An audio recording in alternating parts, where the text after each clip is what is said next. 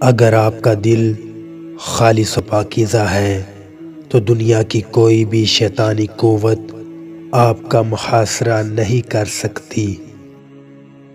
فتح کا رستہ اس سوچ سے شروع ہوتا ہے کہ دشمن کو کہاں دفن کیا جائے، نہ کہ یہ سوچ کر کے کہ ان کو کیسے شکست دی جائے۔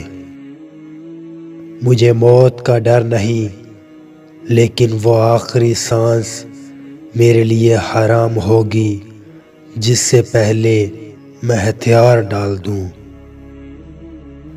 میری زندگی کا مقصد تیرے دین کی سرفرازی، میں اسی لیے مسلمان، میں اسی لیے نمازی۔